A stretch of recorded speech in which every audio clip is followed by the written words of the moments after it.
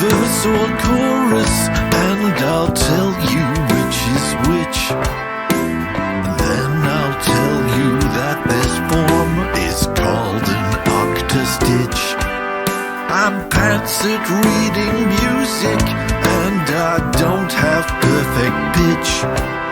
But when it comes to writing songs, I've got to scratch that itch.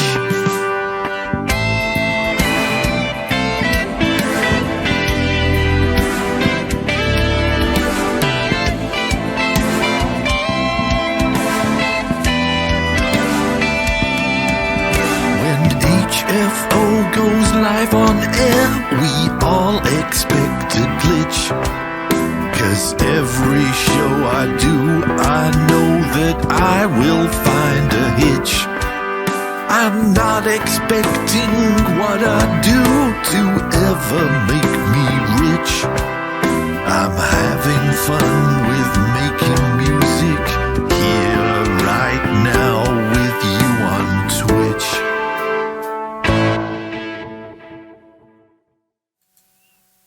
Good evening, everybody. It's the 7th of March. It's a very, very chilly winter's evening / verging on spring, because I was in a February album writing month Zoom call earlier on today, and I was staring out the window and it was still light. And that was at, when was that? 6:30 this evening. So, hello to Januaris, hello to Noirjar, hello to Array of Emotions, hello to Riako Music. Thank you for swinging by. How are we all? Good. How are you, crazy kids, says Belinda. Riako Music says, I'm okay, fighting off a cough, which sucks. Coughs are not good. I have plenty of stuff to share with you tonight, strangely enough. Not all of it mine. I have some sonic weirdness, which I have been going deep down the rabbit hole in, and I've been watching YouTube videos about it. That's how bad it is. It's bonkers. So we'll come on to that in a bit. I have been on a mammoth commenting session on February album writing month, which will close its doors for commenting and listening on April the 14th, which is a new thing. It's not something that February album writing month has done in recent years. It always used to when it started off. But we hope it will cut down the number of spammers using it to provide backlinks to their search engine optimization clients, as if that was still a thing that happens. Yeah. But Sonic Weirdness is a different 4chan page. I do not wish to know that, you are. That, yes, let's stay away from the whole 4chan thing, shall we? I had a lovely evening earlier this evening with a form chat / performance / Zoom teleconference. There were lots of formers taking part. There was Pipe Wrench, there was Fuzzy, there was Wobby Wobbit, there was Curtis Cantler, there was Carly, there was Sharon, or Skewed as we know her on form. It was lovely. There were a lot of other people. TC dropped by, sang us a song. Fantastic. And it looks like this is going to take place every Sunday evening at 6 p.m. But we are not going to publicise the Zoom link on the form website for understandable, i.e. Zoom bombing reasons. So if you want in, email Wobby. And if you haven't got Wobby's email address, let me know and I will send it to you. Riako Music says, I didn't know about this, but I haven't been active. It was just lovely. I didn't do anything. I just sat here, and the only time that I actually participated in the chat, I had forgotten to turn off my mic mechanic. With predictable results. Wobby said, have you got your echo effect on? I went, Might have not. So, yes, I thought that would amuse Array of Emotions. It was very, very much. But, yeah, some lovely performances. Yeah, really, really good. So I can recommend participating in that.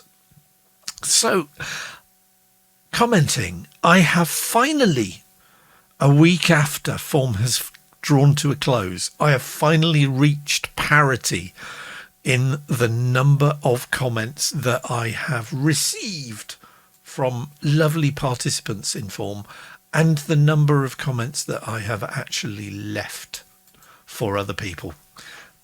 Yeah, 511 comments made, which I think is the second highest that I've ever managed. And I'm going to have to keep going it because, I mean, Jeff has gone nuts and is now apparently working his way through my entire back catalogue and commenting on it. January says, damn, 500 comments made. Mate, that is nothing. Is it Cool Paradiso? He's now into 4 figures. Let's call up the Century Club, shall we? Which is run by our good friend Fuzzy. And yeah, scrolly. Cool Paradiso is now up to 1,200 comments left. And Alex, bless him, is not far behind with 1,100 plus comments left. I mean, these guys are that's just monstrously dedicated. That is just awesome. You are awesome, says Noirjaya. That is superb. And Alice's comments are amazing, says Januaris. I think there was it 2016 when I went absolutely nuts and did 31 songs, and this year I've done 32. I think there was one year I certainly managed 1,000 comments in 5090, but 5090 goes on for 3 months. For somebody to do 1,100 comments in like 5 weeks is just insane. It's commenting on other people's stuff, particularly people who are doing February album writing month for the first or second year. They need that feedback. They need that nurturing. They need that experience of people going, you know what, that's really good. And I wouldn't have stuck with FAWM. You know, the first couple of years I crashed and burned. I think even the second year I only did like 3 songs. But it was the feedback that I got on that song, the inclusiveness of doing that. January says, there are comments and there are comments. Well, this is true. And I do try to have fun in leaving comments. And now that I'm like 500 comments in, then basically anything goes. Somebody had done a lovely triptych of instrumental / Vocaloid pieces that I listened to all 3 this afternoon, and it was about light from the sun and light from the moon and everything else. And my comment, I found myself typing in my comment, did you know that although it takes a photon 8 minutes to get from the sun to the earth, it can take it 100,000 years to get from where it was created in a bit of nuclear fusion deep within the sun's core to the surface of the sun. 100,000 years for that photon to bounce around inside the sun, because the sun is a huge mass of incandescent gas, a gigantic nuclear furnace where hydrogen is built into helium at a temperature of millions of degrees. And because of the violence of that environment, then photons can't travel in strange straight lines. They get sort of reabsorbed and, yeah, hitting us with those facts, says Ryako Music, because science is where it's at. So, yeah, I aim to inform, educate and entertain. which is something that the BBC used to aim to do, but they seem to have abandoned that in terms of, let's not go there. So yes, I've been busy commenting, and I will be leaving further comments on the February Album Writing Month website. But one of the songs I listened to, and I'll have to beg his forgiveness because I can't remember who it was, but one of the guys in February Album Writing Month had put together a piece of music using this. What's that, Chris? Everybody says. You can download your own copy of this and make your own weird stuff with it, because this is a free musical tool. It's called Chronomorph, but the is an X, so it's Xrono morph, and it basically, it does this.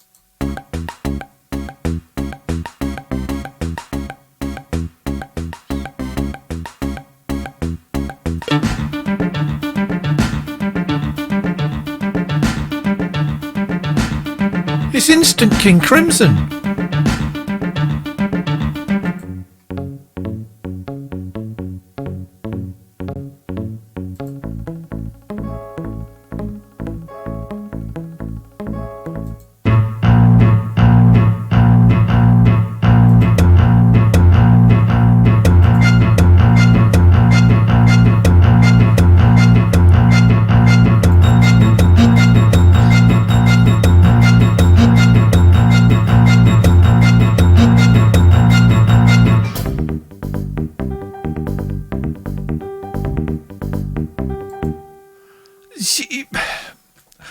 Yes.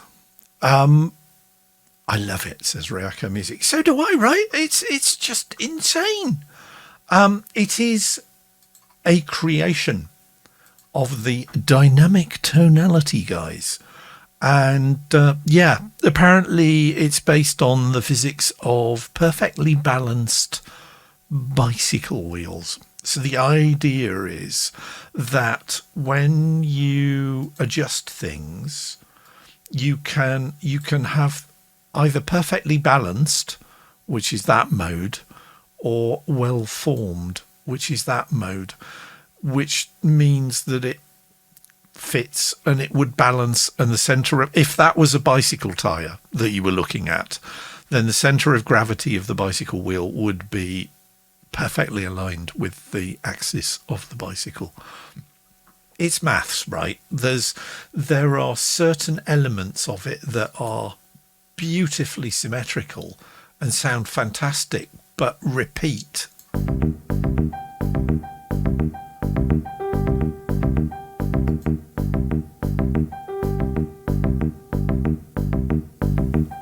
And then there's other stuff that is completely not. So anything you see, there's a little phi. Well, it's the Greek figure phi here, and any pattern that I click on with a phi gets rather funky.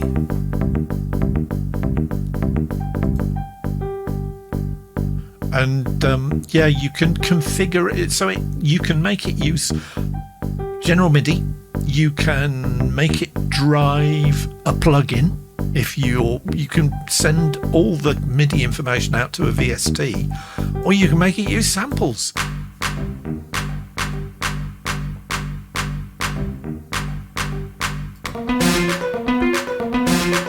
And like I say, this is just like a King Crimson album, really. I can totally imagine Robert Fripp and Adrian Bellew playing this.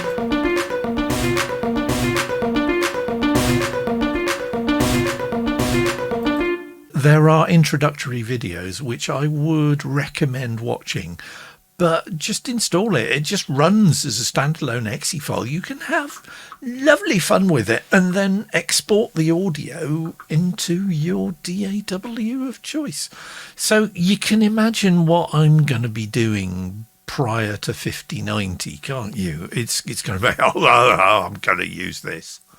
Because, of course, I'm going to use this. So, yeah, I'm really, really taken with this. And I only found out about it this afternoon. And there are physics papers that have been written by the authors about what's going on. That's basically because Burr writes academic papers about the participation levels and various sociological aspects of February Album Writing Month. Anything to do with music that spawns multiple academic papers is really something that's gonna push the HFO buttons rather strongly, I'm afraid. So yeah, go for it. There is a MacOS version. They also do a bunch of synthesizers. I am familiar with the Viking, although I'm not sure I've installed it. I've installed something Viking-esque in recent times, but I'm not sure if it was that one or not. I have a feeling it was. They also do one which is called 2032, featuring dynamic. Where's my pedal gone? Messed that up, didn't it? Featuring dynamic tonality. And there is a third synthesizer which is called Transformer, because there's more than meets the eye, I'll bet. Oh, those graphics from Fallout, says Januaris. It's got that vibe, hasn't it? But yeah, I will be availing myself of these, I think, fairly certainly over the next week or so. And it's they do ask for donations, and I will be making a donation to support this, because they're clearly quite mad, and madness in this sort of context should be encouraged as vigorously as possible, in my opinion. So that's what I'm going to be doing. Yenora says, yeah, the 2032 synth. Could be. They've got that sort of D&D feel to them as well, haven't they, really? They're just very Fallout-like, says Januaris. They really are. So there you go, kids. That's the HFO. Top tip for tonight is just strangeness.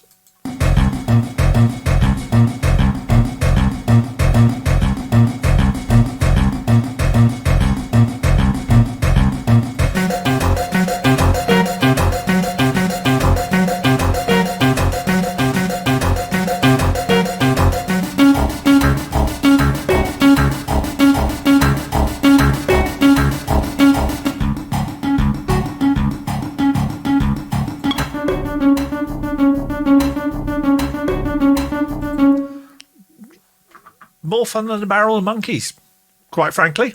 So head over to Dynamic Tonality and grab yourself a copy. That's what I say. Sounds like a rhythm Meshuggah with come up with, says a Rave Emotion. Man, you can do like 42 beat repeating rhythms. You know, that's, I'm going to have so much fun with that. I really am. So, yeah, that's one aspect of what I've been up to this week.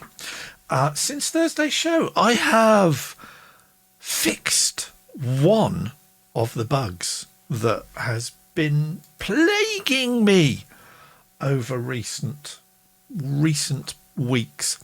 And that was, he said, going over to presenter mode again, was the bug in Superior Drummer where I opened Superior Drummer and it said, no, you're using the wrong version.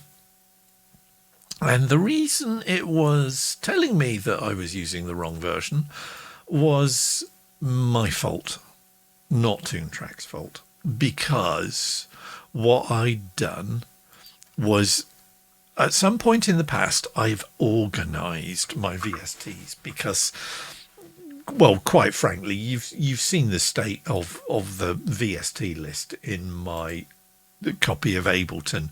It is a little bit out of hand, to say the least. So I organised them into directories, didn't I? So there is a Toontrack directory there, and there's me Superior Drummer 3. The thing is that what I had neglected to do was to tell Toontrack's product manager, what is this thing here? Splendid, everything is up to date. What I had neglected to do was tell Toontrack's product manager that I had moved the copy of Superior Drummer 3 that I was using. So there were 2 copies of the Superior Drummer 3 DLL in my VST directory. One in the VST directory and one in the VST Toontrack directory. And I was installing the one in the Toontrack directory, and Ableton, when it came back to that set the next time I loaded it, was starting as one would expect in the VST directory and go, oh, have I got a Toontrack? Oh, I've got one there. I'll use that one. And of course, it was the wrong one, which was why I was getting all the error messages. So now I have no more error messages for Toontrack. The other problem that I've got at the moment, and this one I have not managed to fix, and this is thank you to those nice people at Native Instruments, right? So Native Access is the program that uses or that manages all my Native Instruments programs, and I have many Native Instruments programs, and one of the Native Instruments programs that I have that updated this week is Massive. And one of the things that Massive's latest update has done is that it has removed the 32-bit plugin targets on Windows.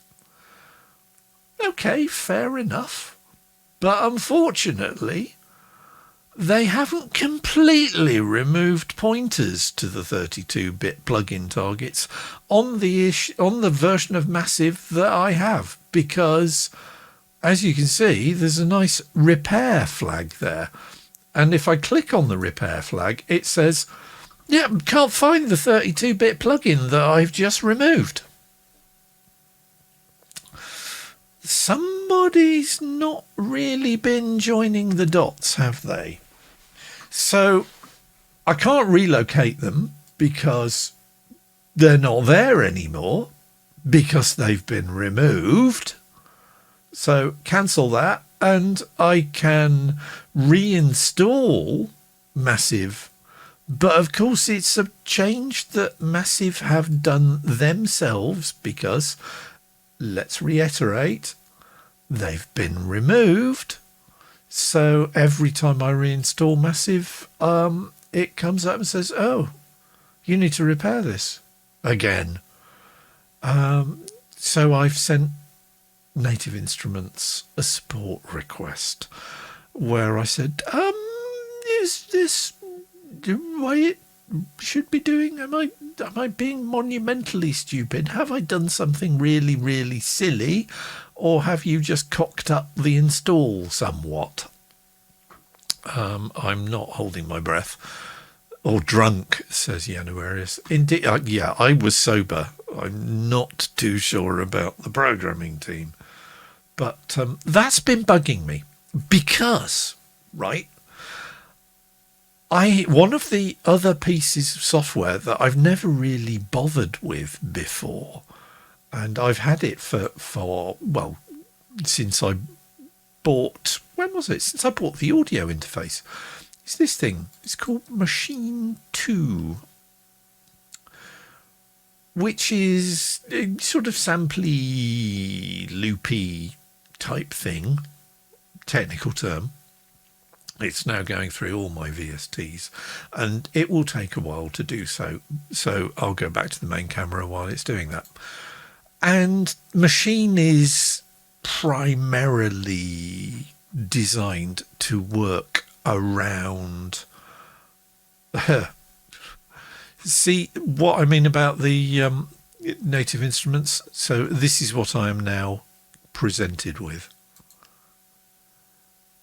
The following plugins could not be installed, could not be loaded. Massive VST, 32-bit. It's balked the Machine install as well, Native Instruments. So it's like, yeah, more info. Yeah, that's doesn't help me at all.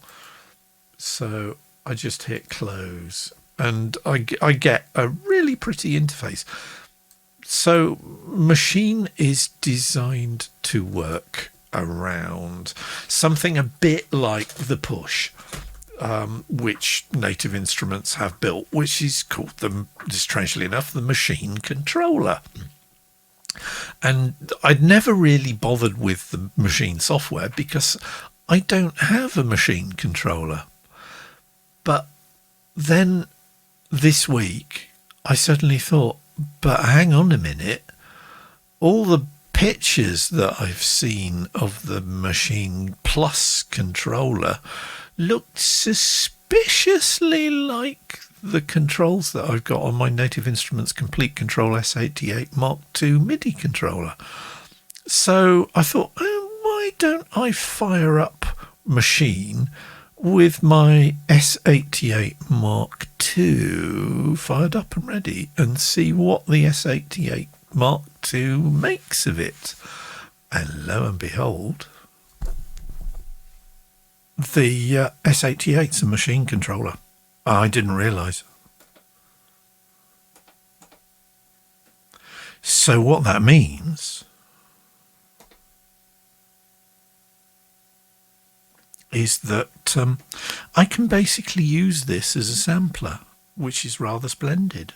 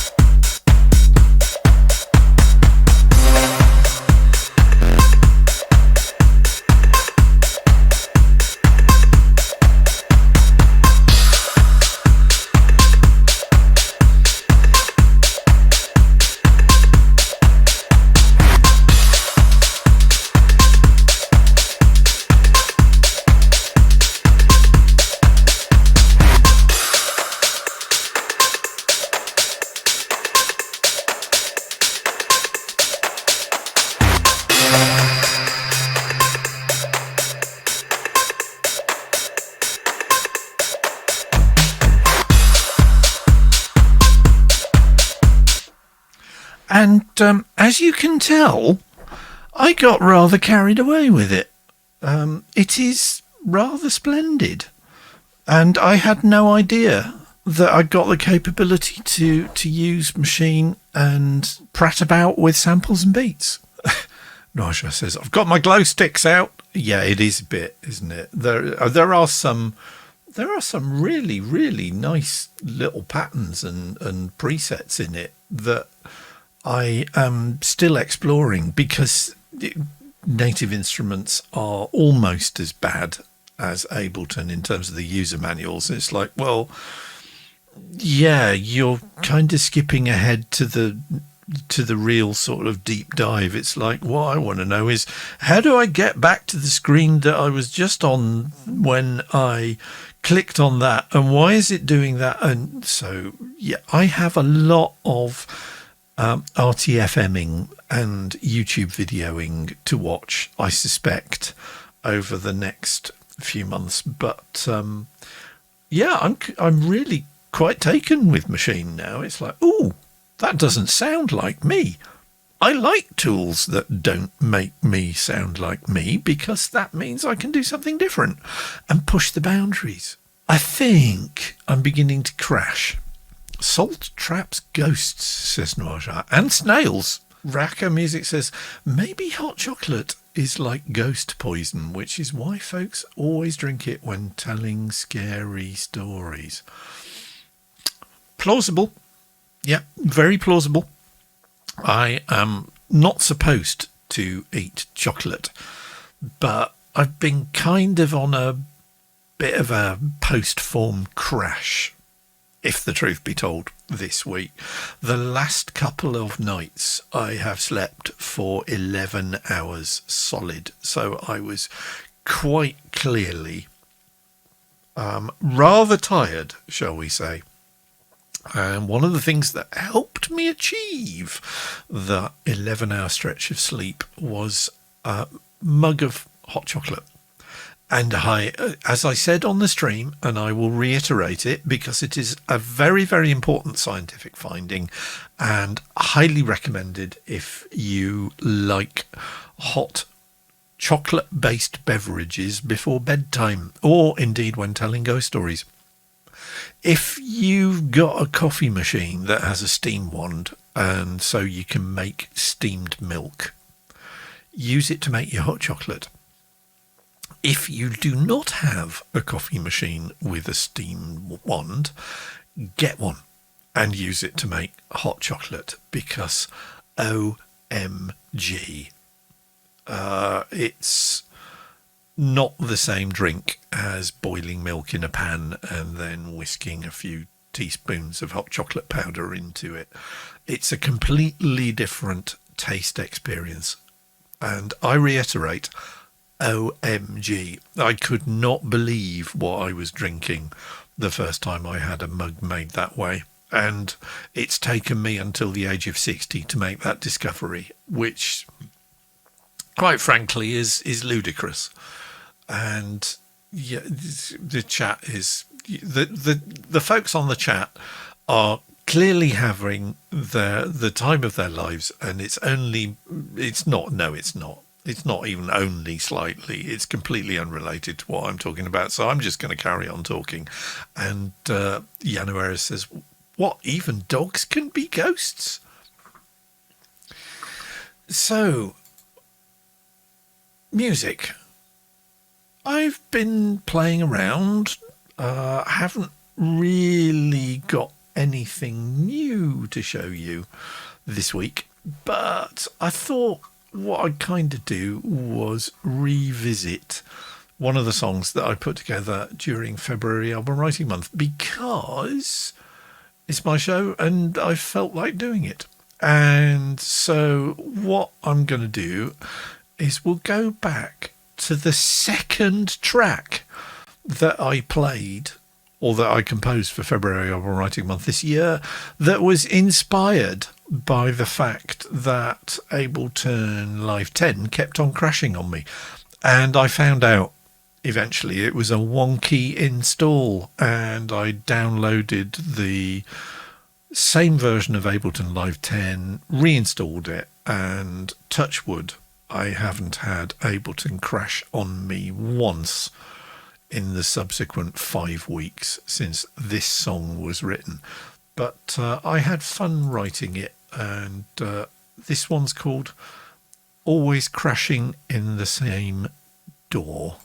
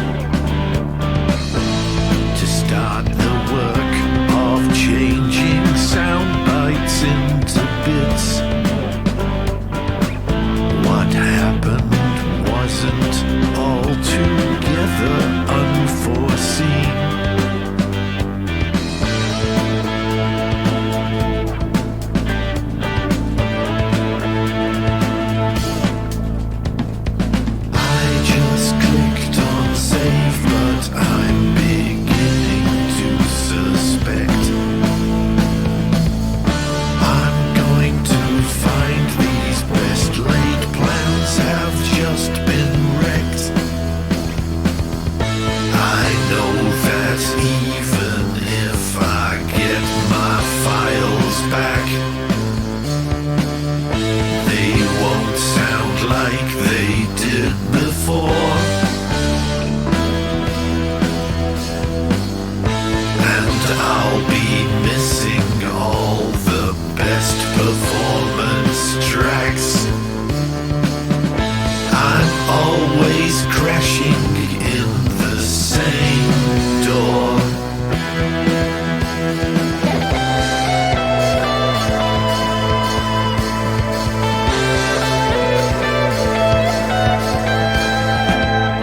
As my controller starts pretending it's not there,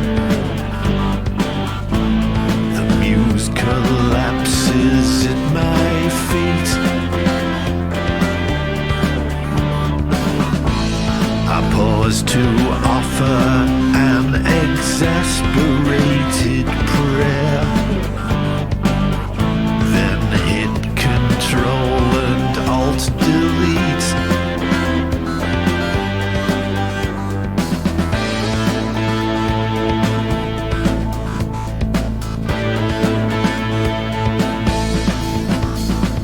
I just clicked on save, but I'm beginning to suspect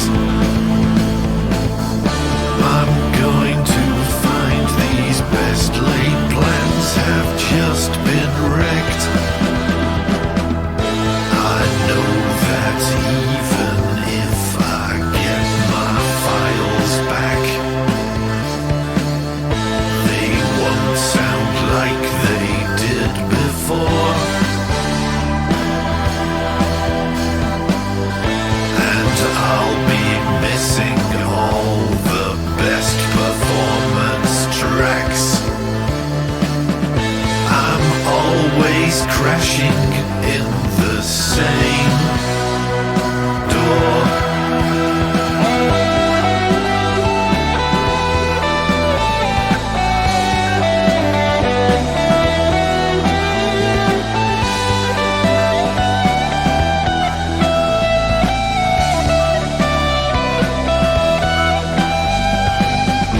No helpful error message to explain what's wrong.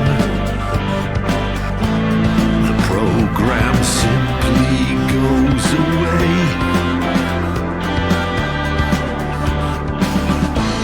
I sit here in amongst the wreckage of my song,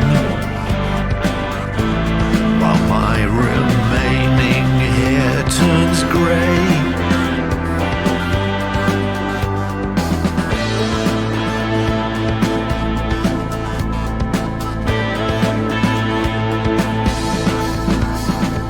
I just clicked on save, but I'm beginning to suspect I'm going to find these best laid plans have just been wrecked. I know that even if I get my files back, they won't sound like they did before. And I'll be missing all my best performance tracks.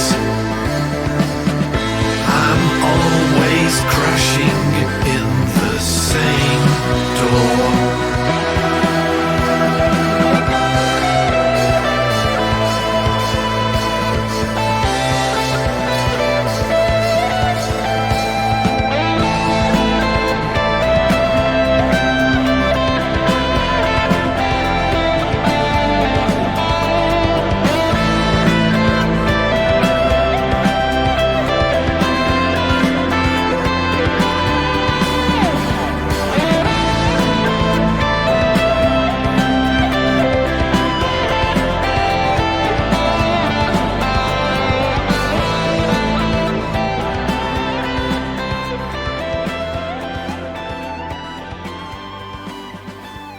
So, pop pickers, that was Always Crashing in the Same Door, which was based on my experiences with Ableton Live 10 when I'd done something to the install which most of the time persuaded itself that it was actually still capable of working until the point where it just disappeared completely. It just went poof.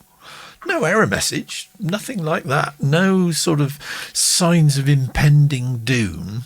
Just a sudden complete absence of the piece of software that I just spent 10 minutes honing a finely crafted guitar solo with. And of course, when you fire it up again, it says, "Oh, I unexpectedly crashed. Would you like to recover your work?" And you find that the last autosave that it did had not included the aforementioned finely crafted guitar solo, which kind of sucks. Let's return to the chat, shall we, for a minute, and then I'll talk you through. If anybody's interested, I could talk you through how I did that track, or we could just talk about why the snow cannons in Vale are now painted in military camouflage, and like the grey, olive green, peculiar digital camo. It's like, why it's snow, which is kind of not olive grey or green. It's like, yeah, absolute mad. So the whole self-driving car thing, which is another thing that's, I mean, you can tell, what I'm doing here is kind of become irrelevant, because it's now more about the fact that you can actually trap a self-driving car by surrounding it with a salt circle, because it thinks that the line of salt on the ground is the edge of the road. And strangely enough, self-driving cars do know not to veer off the side of the road. So the car's cameras go, "Ooh, that's the edge of the road." And you can trap self-driving cars with circles of salt. It's true. Google it. It is absolutely true. So, right, let's, if you guys don't mind, let's go.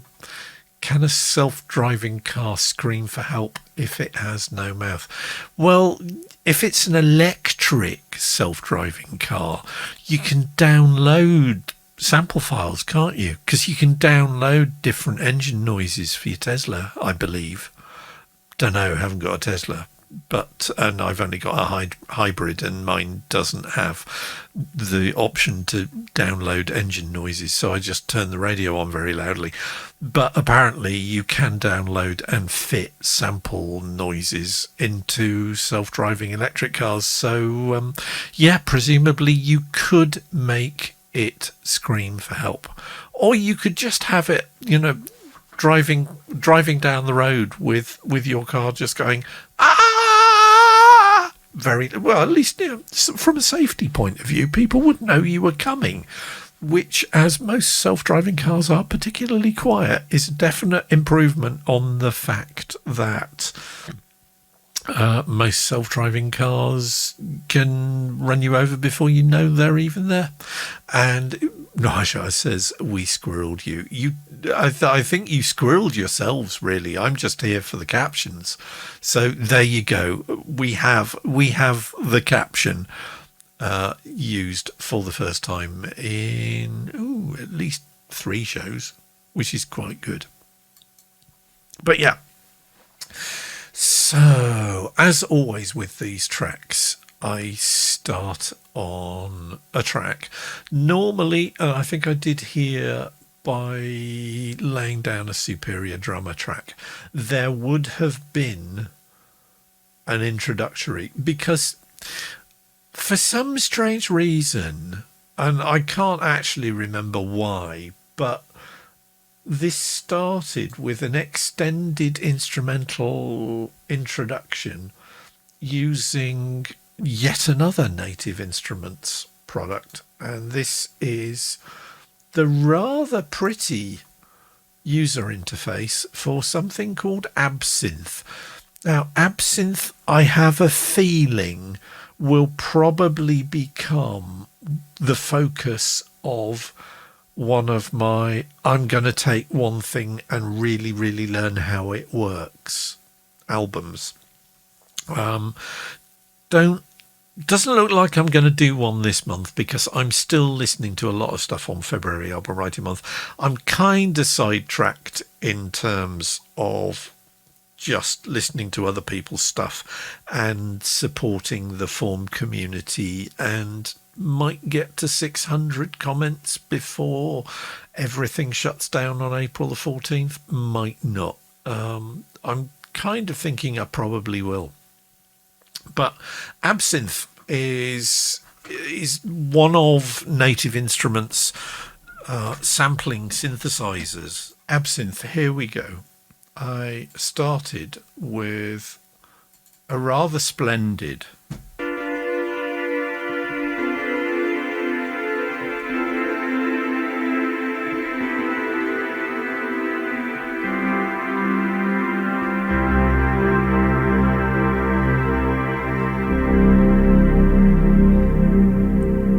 I don't know what you would call that. Is that an organ, or is that... I mean, the preset is called Active String, and I wouldn't have said that sounded like a string instrument at all, would you? Maybe higher up.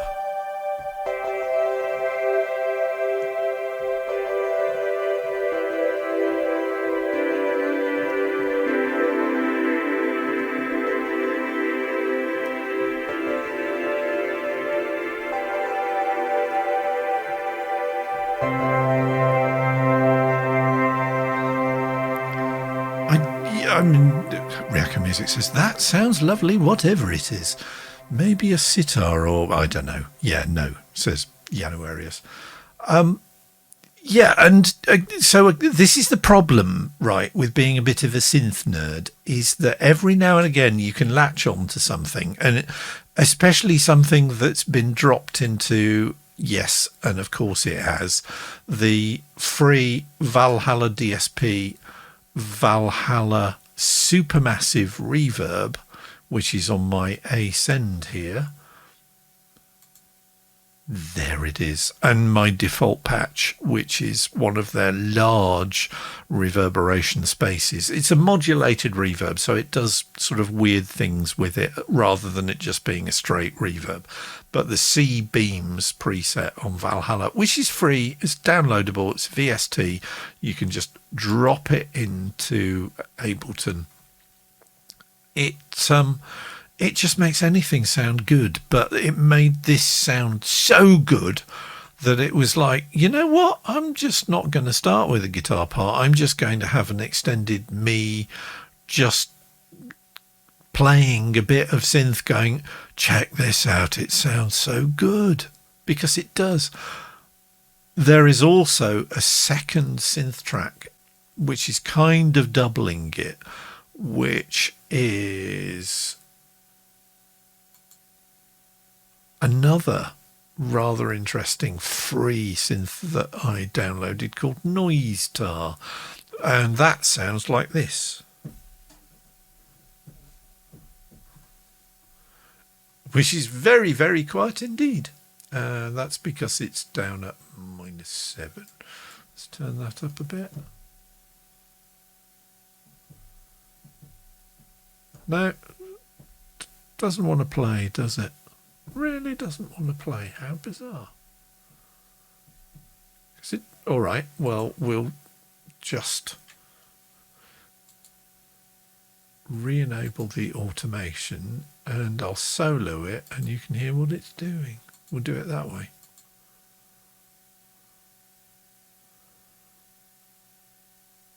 Not a sausage. Oh boy. How very, very strange. There's nothing there, is there? Really doesn't want to know. Have I soloed something else?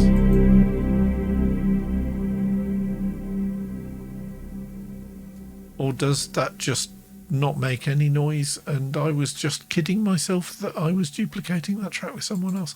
I will have to get back to you on that one, because I was convinced that I'd picked a really nice noise for that, but who knows? But I do like. I'm going to play the intro again because I like that intro.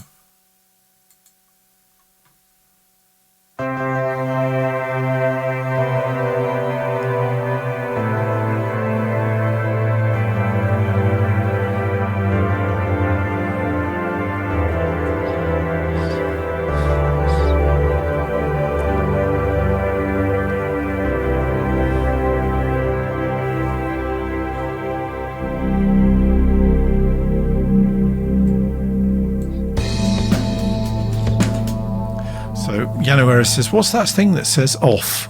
Just curious. It's the mixer monitoring selection. So I turn most synth tracks, most normal tracks have monitoring set to off because you're just hearing it through the master bus anyway. There are some sorts of feeds from other channels where you select auto or on so that you can hear the post-processing. So for instance, when I drop hybrid reverb onto a guitar track, if I have monitoring set to off, I won't hear what hybrid reverb is doing to that guitar track. I will only hear what hybrid reverb does to a guitar track if I set monitoring to either auto, or in some cases when I'm feeding the audio from another audio track into an audio track so I can use it as an additional parallel reverb, for example, I'll switch it to on. Otherwise it just won't appear in the mix at all. It just won't be there. But that is not the issue in this case. For some reason there is something else weird going on, and I'm not sure what it will be. So if I just compare what's happening on that synth track with the one above, so I mean it's all, so if I set that to auto, so they're both kind of right. That's enabled. The track volume's fairly decent. So why does that not do anything? If I solo that. And now it's doing it. Because of course it is.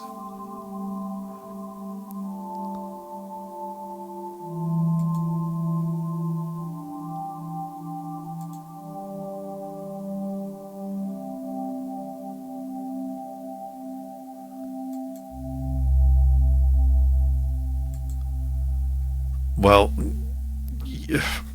what did I say about glitches, hitches? I think Array of Emotions is right, is that there is just a random curse on this sometimes. But yeah, that was the sound that I thought, oh yeah, that's rather nice. I bet now if I just play on this,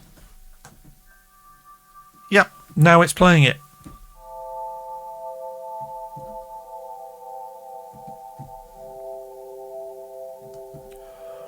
It's a bit U2 Daniel Lanois-ish, isn't it? What's it like higher up?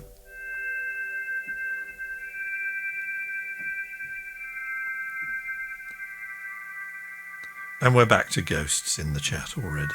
Yes, of course we are. Haunted piano. And yeah, I am old enough to remember listening to Ed Stewpot Stewart on Saturday mornings, and there was a piece of music that I loathed, utterly hated as a small child, and I have never liked it since. Probably this is beginning into the 70s, because I would probably have been like 10 or 11. But there was this one song about a piano, about, well, I don't know if it was a haunted piano or a possessed piano, but it was one of the very first uses of vocoder, if I remember correctly, that was called Sparky the Magic Piano. You know that one? It was hideous to me. I hated it completely, and I still do. But I love vocoders, so go figure. So let's fold all these tracks back down to their normal size by hitting H on the keyboard. There we go. I love the shortcuts for Ableton. Never used to have these. I think it was Live 10 introduced these. It's basically, if you hit the W key, it squishes everything down so you can see the width of the entire song from first bar to last. And if you hit H, it squishes all the tracks down in vertical size so that they fit as near as damn it into the height of your window, or they do if you've got the master track reduced down to its minimum like that. Really, really helpful keyboard shortcuts. And if you've got Ableton and those shortcuts aren't working for you, you have probably got the computer MIDI keyboard enabled, which is that little orange box up there, right? Because now if I do it, they don't work. So you have to make sure that the orange box up there is not orange, and your keyboard shortcuts will work. And that also enables or disables A for the automation lanes, which is basically a way of handing off the control of things like volume, or if you're using the Spitfire Audio orchestral tools plugins like Abbey Road 1 or BBC Symphony Orchestra, you can cover things like the dynamics or the expression of the instrument that you're playing. Don't know if I've got any Abbey Road on this. So that's Pendulate. That's Analog Dreams, which is a contact instrument. That's the CS80, which is the Arturia emulation of the Yamaha CS80 synthesizer as used by Vangelis, and that's Jupiter 8. So no real orchestral tools, but I believe, because the CS80, right, does a lot of things. You can control the sound of the synthesizer, not just by I have hit a note, right? So you press a note on the CS80, and if you dig into it and press harder, you change the timbre of the note.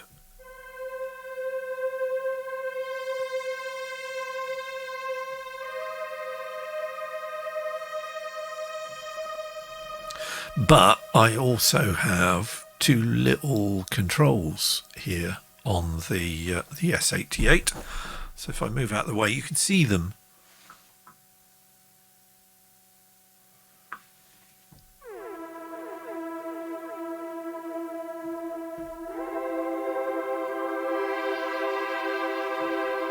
And pitch bend and modulation.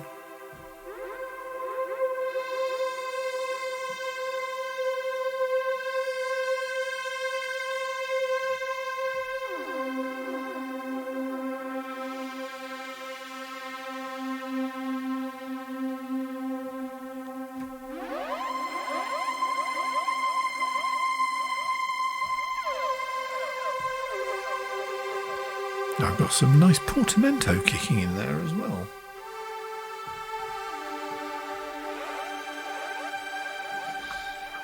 So, Belinda, nice to see you. Your device is acting up. Yeah, thank you so much for swinging by, and may you feel better in the coming weeks. I saw you got your jab, which is great news. So take care, and we'll catch you next time. So yeah, automation, basically, I don't do an awful lot of it, but I do automate things like volume control all the time on tracks. So there's quite a lot of that in places, because it's just easier than hacking the samples apart or double clicking in them and then going to the clip volume level and changing the volume level, basically. So Why not? Record Music says, your device is haunted. And Naja says, only by Chris. January says, automation, secret source of mixing. It really is. However, what I found is that you can automate the automation of the automation, because there is a Waves plugin. I haven't actually used it on this track because it kind of didn't need it, but there is a Waves plugin for vocals called Vocal Rider. And if I drop it onto the vocals here, it listens to the vocals and you set the sort of target range of how loud the volume you want your stuff to be. Let's click on a low rider. So I want a moderate riding, and see, it's sort of set a little target range of the vocals. And now if I just solo the vocal submix, it listens to the vocals. So here's the chorus, and you can watch the vocal rider going up and down, and there's a little target. I know that even if I get my files back, they won't sound like they did before.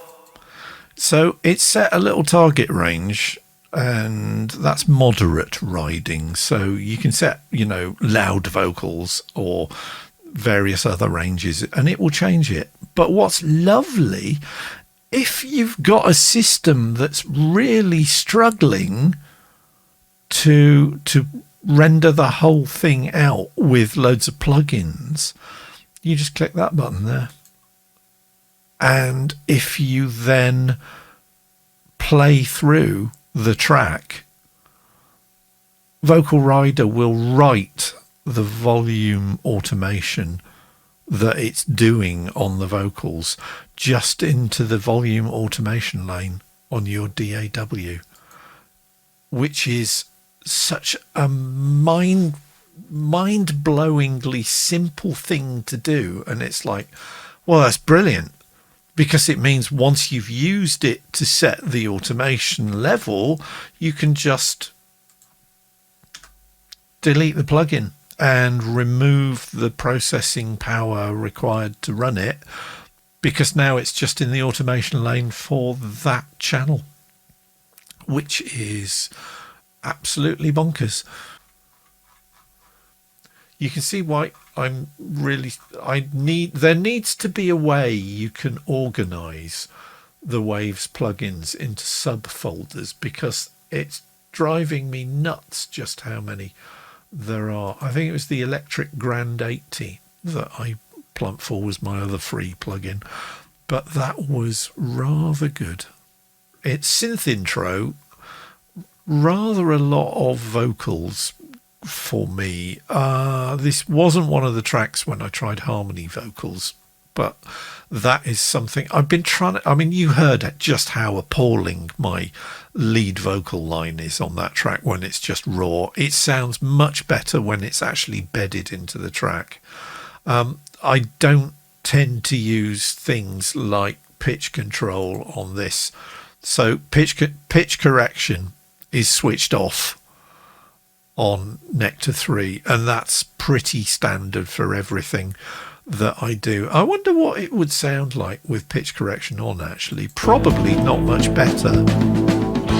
Got out of bed this morning, gathered up my wits,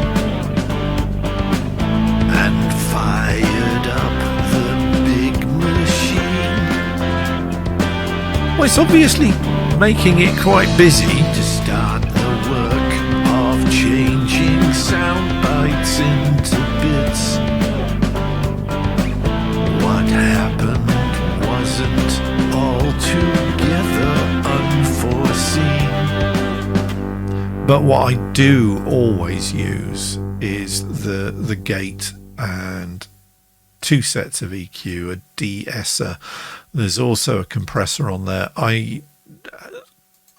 Nectar's reverb is not the best, but I do have it set to non-zero, so the mix is currently at 12% wet in the reverb there, and it's very heavily EQ'd so that it only cuts in at the roundabout 1k to 1500k peak. So it's not picking up sibilance, but it's picking up consonants in my voice. But yeah, so I really like Nectar 3. I've only really started using it this year because it was one of those things that was, I'll just use Neutron. But Nectar 3 is like Neutron, but specifically for vocals. And because it's specifically for vocals, it has a lot more latitude and leeway, and there's some really, really good presets on it. I think one of the ones that I used quite a lot was something along the lines of, where is it? It's not there. There is one that is described as overly dramatic, which is perfect for me. So I have used that in a couple of tracks. So lots of choruses panned left and right because I want separation in the vocals. And this is one thing that's been bugging me, right, with February album writing month, is the number of people who I've listened to stuff and it's been really, really fairly cool mixes, but it's all bang in the center. And there was one mix, because my studio controller I've got here has a mono switch on it, which is really useful. If you're doing a mix, you really, really want to kick stuff into mono every now and again, just to make sure that it balances out and you're not doing any weird thing with phase. And you remember on Sunday night show, no, this is Sunday, on Thursday night show, I was talking about the SSL 4000 channel strip.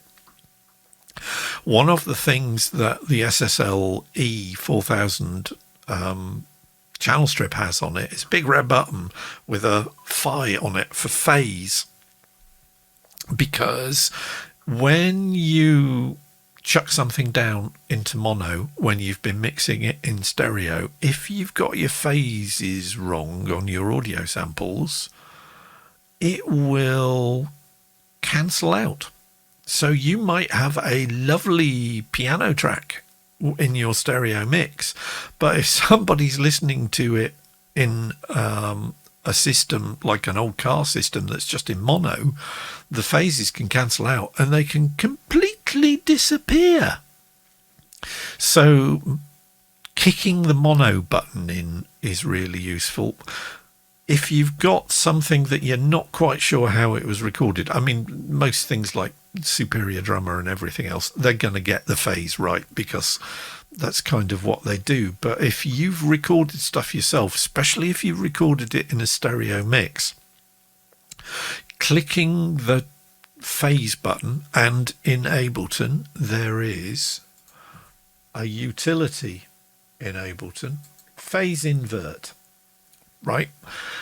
So you might play around with a stereo track that you've recorded, because you might find if you invert one of the phase sides left or right, it will sound fatter. And it's all to do with literally the positioning of the microphones, if they're a full number of wavelengths apart or they're not. And it can make a tremendous difference in recordings, especially of drums. If something's not in phase, just clicking on that button or that button can radically alter how thick or cool sounding your audio is. So top tip there. Where it says, yeah, like if I'm in front of a mirror and I turn sideways, I look fatter. Well, I mean, there you go. See, stands to reason. So you've just got to make sure you're in phase. Right. So vocals, lots of nectar processing. Synths is kind of just compressor. I didn't even bother with Neutron on the synths in this, and I don't think I didn't even bother with Neutron on the guitars either, because I kind of just like the sound. And I was going through a phase first week of FAWM. It was like, I'm just slapping Neutron and Ozone on everything. Do I really need to? So I mean, the individual guitar tracks, there's nothing on them. There's no processing at all. It's literally what's coming out of the mixer, going into my audio interface, being digitized, and then slapping down. So there is just the Ableton stock loud kneeless compressor, which I have tweaked. So it does now have a 3 decibel knee, which is the difference between how loud it is when the signal starts to get compressed and how loud the signal is when its compression is now totally kicking in. Kneeless basically means it just switches instantly from not being on to being fully on, but a kneeless, a softer knee gives you a less violent effect that's less noticeable, and unless you're sort of going for compressor pumping, you don't really want to notice the compressor kicking in. So lots of guitars. There are 2 jazzy guitars. So I have a very, very favourite jazz guitar setting, which is overdriving my Zoom G3 guitar pedal with a Bad Monkey overdrive, which was a 25 quid overdrive pedal from Digitech. It was cheap as chips, but I love making the signal that goes into my main effects box hotter, because it completely changes the timbre of the signal, and because it makes more sense to actually let you hear what I mean by that. Let's grab a guitar and I'll show you what I mean.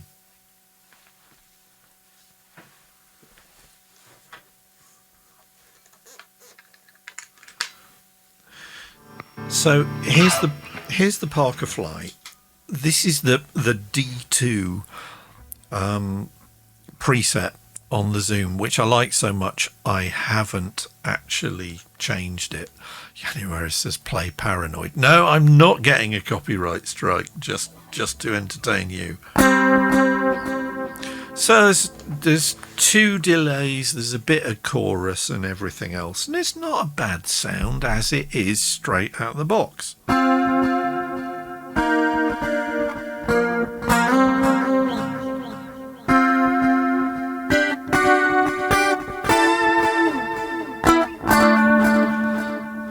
And what I then do is I stamp on me Bad Monkey, which makes, it's kind of like a really, really mellow fuzz pedal, but that's sitting on the input side of the Zoom G3, and now it sounds completely different.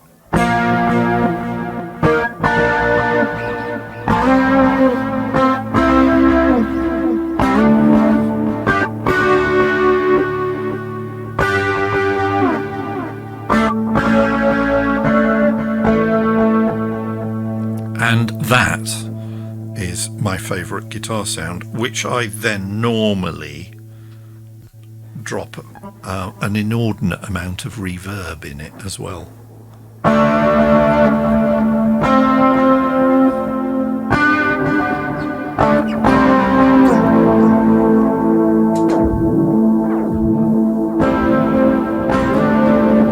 Bit quieter, bit too distant, that reverb.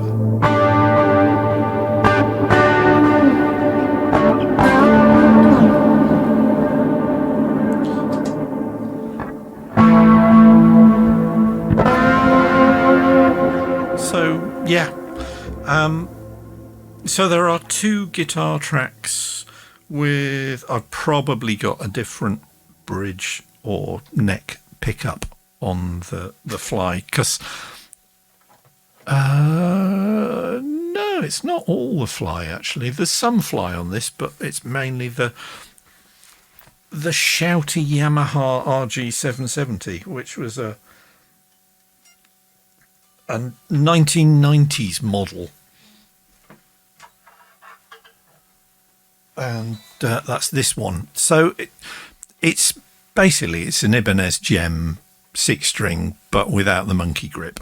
So much cheaper, strangely enough. And it's a lovely, really, really dark blue. You see that? Full on Floyd Rose, complete with the recessed gap in it. So you can wail away to your heart's content with that. And I do. So when I use the wah pedal and the really shouty guitar effects, that's the guitar that I tend to use. But how can you carry it? Says Januarius. Got to sound like you're surfing with aliens. It is very, very good for sounding as if I am surfing with aliens. It is also very, very good for sounding like I am not of this earth. And it is also extraordinarily good for sounding as if I am flying in a blue dream.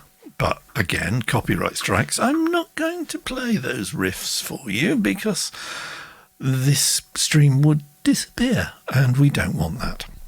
So what have we got? We've got the two pairs of shouty Ibanez guitar. So the smooth jazz version of the tracks are these two.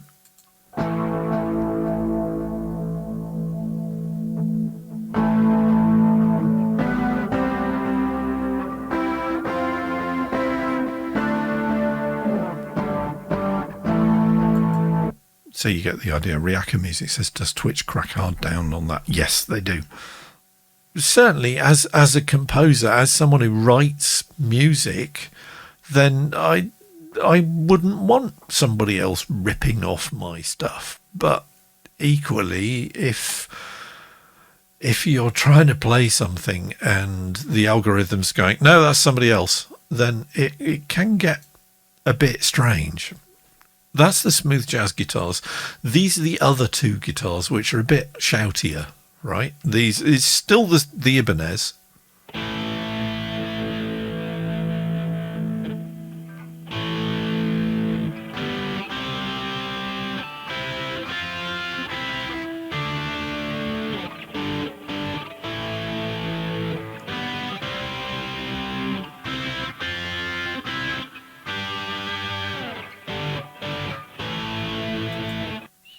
So that's the Zoom's approximation of a beautiful device that I really wish I bought one when they were a thing back in the 1980s, called the Tom Scholz Rockman. And as the name suggests, it was something about the size of a Walkman, but it basically had a guitar jack in it. You plugged it in.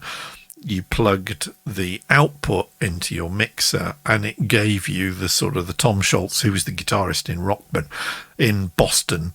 It gave you the Tom Scholz guitar sound, and it was coming out of a box about that size. And back in the 1980s, believe me, that was sorcery. I always wish I bought one, but that tone, which is setting D3 on the Rockman, is very, very, very close. And again, if you overcook it with the Bad Monkey, you get a really nice sound. And with the jazzy guitars and the shouty Rockman type sound at the same time, it's a nice combination.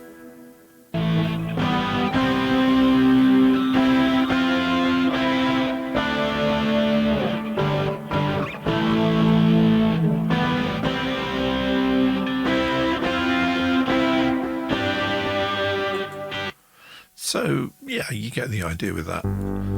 January says, HFO keeps buying stuff, and when he's done buying stuff, he dreams about stuff he didn't buy. Yeah, well, these days I am a lot better at restraining myself.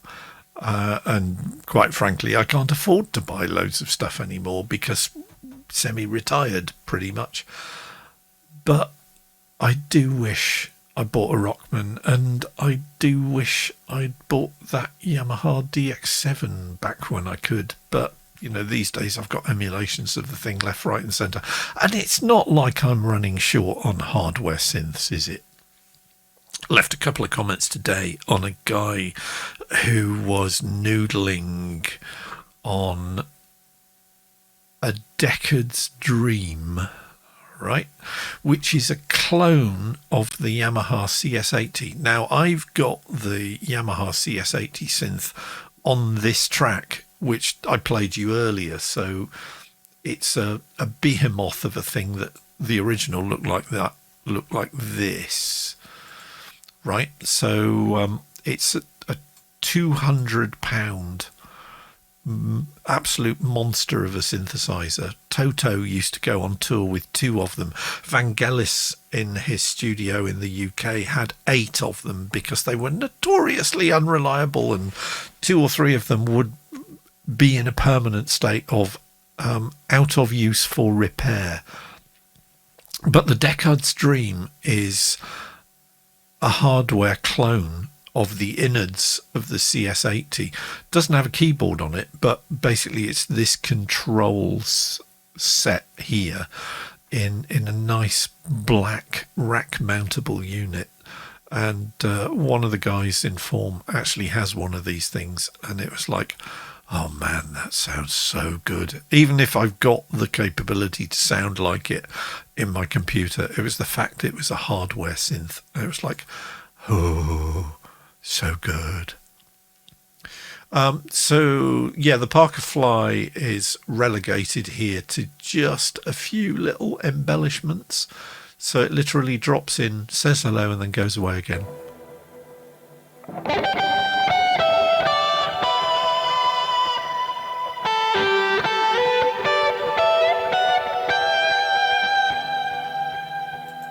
And then a bit later on in the bridge, it handles the bridge.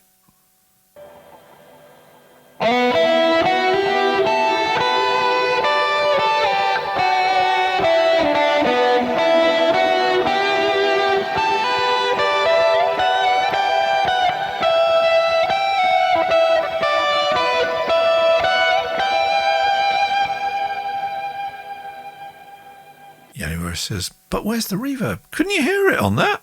There's Ocean Machine on that, and you're getting the modulation and the little shimmer from the Ocean Machine on that solo. I don't always have, you know, like all the reverb. Sometimes I can actually, surprisingly enough, be almost subtle in my production choices. Have a listen, you can hear it on this.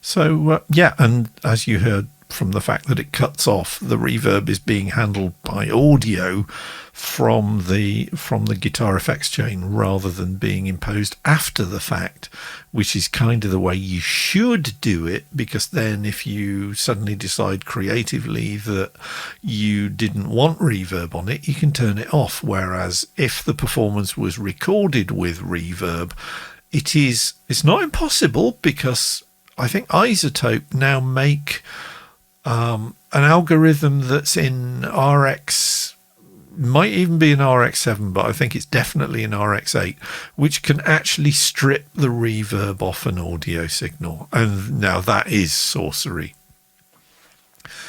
January says, now mate, you better double that, make that triple that. Well, yeah, that was kind of what I ended up doing for the rest of FAWM pretty much. But yeah, that's it. So there's the synth submix, which has a bunch of different things. The pendulate is handling the bass, because there's no bass guitar on this, and it's dialed back quite quiet, so it's minus 10 dB. It's your standard pendulate growly bass.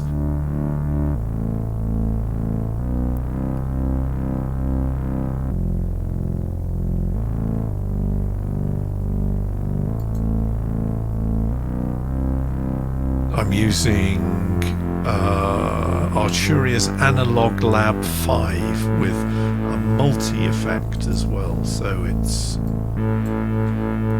can't even remember what I was using on this. Which one was it?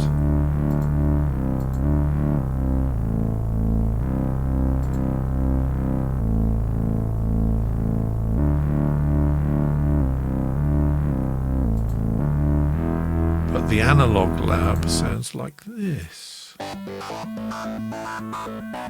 Ah, right. It's the CZ101, CZ1000 emulation. And then, as I intimated earlier, there's a bit of CS80.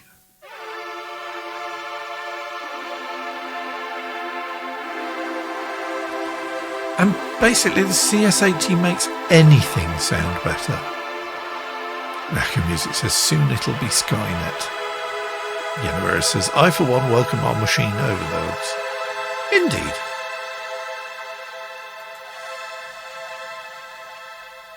So, yes, that is how I put together Always Crashing in the Same Door. And I've been really surprised. I think this, I mean, the first track that you do for February album writing month, in my experience, and this is now what, the 13th, 14th year I've been doing February album writing month. The first track that you do when everybody's on the site and everybody's enthused and everybody's going, oh, you know, it's going to be great, and everybody's enthusiastic about listening to other people's stuff and leaving comments. So the first track that you do every year tends to get the most comments by a significant degree. But that track got it got 30 comments. So I'm just checking. So my Silver Machine tribute got the highest number of comments in any song other than my first song, which is the theme tune to tonight's show. So you've got to, like, you know, where it says you've got to make the first track count. Make it as long as possible.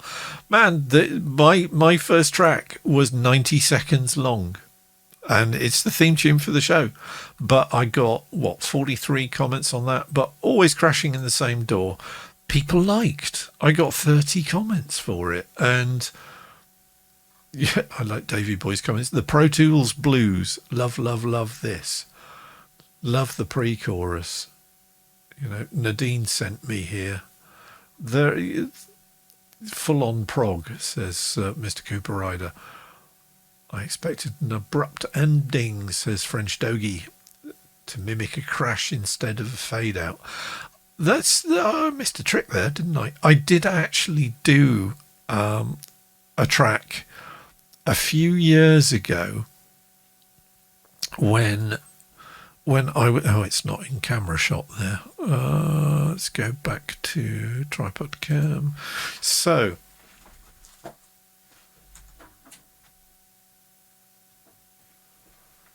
this beastie is my Korg D3200 digital recorder, right? It has a 10 gigabyte hard drive that's partitioned into 4 2.5 gigabyte sections, so not a lot of space on it. And I was doing this really, really, really, really cool instrumental track, and I nailed the solo and was really happy with it. and then turned round to switch the recorder off, and it had already stopped because it had run out of memory. So that track ended up being released, and it's just called Insufficient Drive Space, and it just stops about 3/4 of the way through, and it just goes blah, blah, blah, blah, and that's it. So Ryako Music says no, and that was pretty much my reaction. Yanura says you've got to make your first track at least 28 minutes long. Amateur mistake. Well, I did do a track. I did participate in a track this month, or last month, on February Album Writing Month. That was 36.5 minutes long.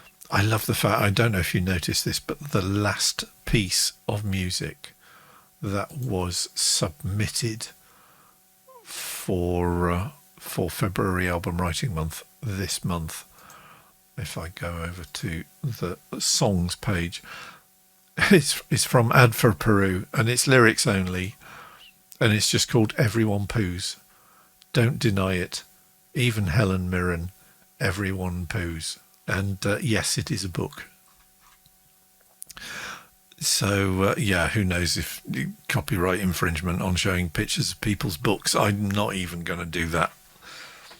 So, yes, we've got everything from ghosts trapping self-driving cars through circles of salt to who would you want to be haunted by? And Mel's choice was pretty heartbreaking, it has to be said, to pooing. That has been your fairly average headfirst only show for a Sunday night. And I think it's about time we drew it to a close. So I will bid you good night. Thank you very much for joining me. Thank you for hanging out. Thank you for completely distracting me and just going off doing all sorts of strange things in the chat, which is your prerogative to do. Of course it is. Whatever you're doing this week, please look after yourselves. If you're going out, please obey social distancing rules. Please wear a damn mask if you're going anywhere involving other people. And look after yourselves. Stay well, stay safe, stay healthy, stay Wayne. And Yanawara says, you are amazing. Not really, but I'm enjoying doing these shows, so I'm just going to keep on doing them and making more music, which I hope I will have to share with you by Thursday's show. So until then, take care of yourselves, sleep well, stay safe, stay sane, and I'll see you back here on Thursday at the regular time of 7:30 p.m. Greenwich Mean Time. Till then, good night, and don't let the bed bugs bite, as they say over here for some strange reason. I don't know of bed bugs. Who has bed bugs? Gross.